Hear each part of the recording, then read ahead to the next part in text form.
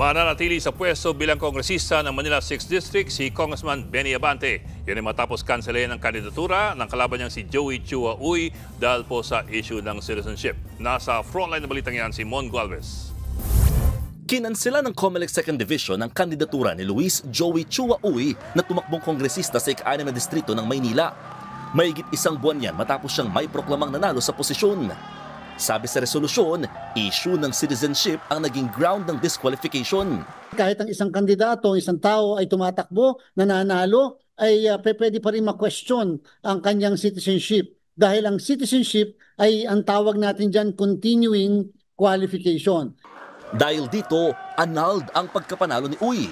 Ibig sabihin, ang ituturing na nanalong kongresista sa Manila 6th District ay si incumbent Representative Benny Abante.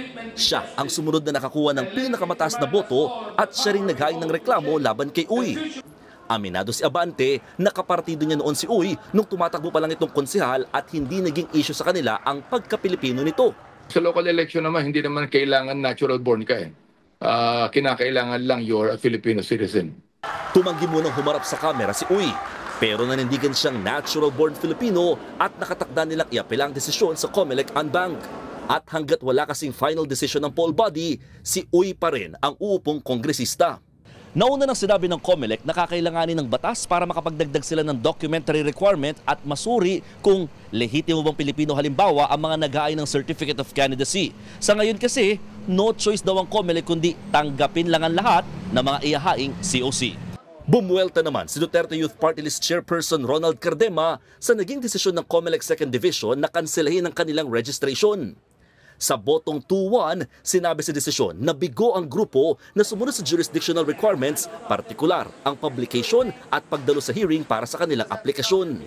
It is never the fault of Duterte Youth Party List because under the party list law, it is actually the COMELEC who is required to publish the name of Duterte Youth Party List. Lahat ng notice of hearing, lahat ng hearing, inatanda natin.